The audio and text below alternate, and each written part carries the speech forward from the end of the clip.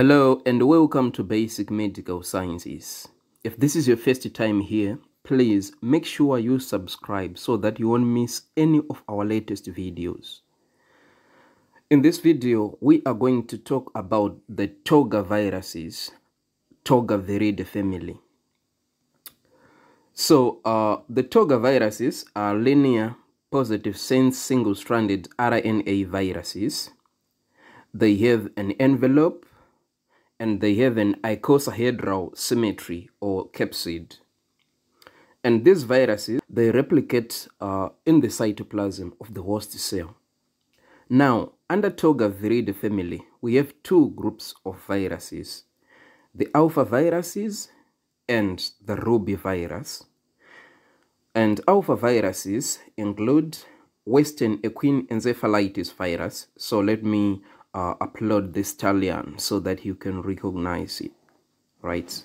Okay, perfect. All right, above that, we also have Eastern Equine Encephalitis virus, Venezuelan Equine Encephalitis virus, and the Chikungunya virus, right?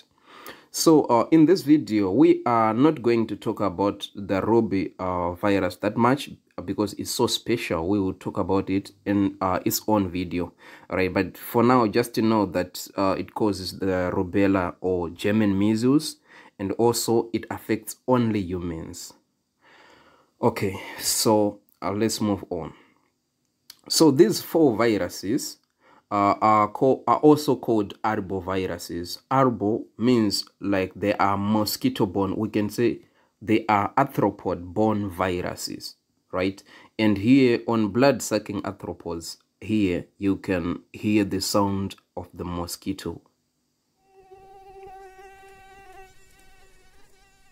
Of these four viruses, three of them, that is the Western Equine Encephalitis virus, Eastern Equine Encephalitis virus, and the Venezuelan Equine Encephalitis virus. These three viruses, they cause encephalitis, right? So this is just an inflammation of the brain with headache and fever, altered level of consciousness, and focal neurologic deficits.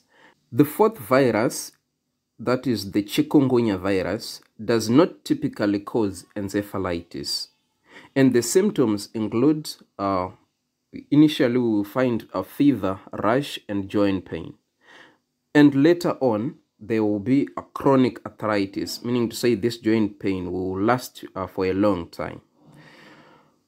All right, so what I'm going to do now, I am going to describe geographical distribution, the reservoir, and the vector of each of these arboviruses. Okay, starting with the Western Equine Encephalitis virus, the disease with the same name, Western Equine Encephalitis. And this disease is found in Western United States and Canada. The reservoirs, we have two, the horses, and here you can see the horses, right? And the birds. And the vector, mosquitoes. Perfect. Moving on, Eastern Equine Encephalitis virus. On this one, it caused the disease with the same name, Eastern Equine Encephalitis, right? Okay, geographical distribution. This is found mainly in the eastern United States, for example, in New York. And the reservoir, same, horses and birds. And the vector, mosquitoes. Moving on to Venezuelan Equine Encephalitis virus. So this virus, it caused a disease with the same name, Venezuelan Equine Encephalitis. On geographical distribution, it's South and Central America and southern US, the southern part of US. On the reservoir is same thing, horses and birds, and the vector, mosquitoes. It's becoming boring. Okay, and lastly on Chikungunya virus, right? This virus causes Chikungunya fever, right? And it mainly occurs in sub-Saharan Africa, Southeast Asia, and the Indian subcontinent, and the reservoir kind of different. It's no longer horses and birds, but it's monkeys. Okay, and the vectors, we have the mosquito, but here I just specified Aedes aegypti.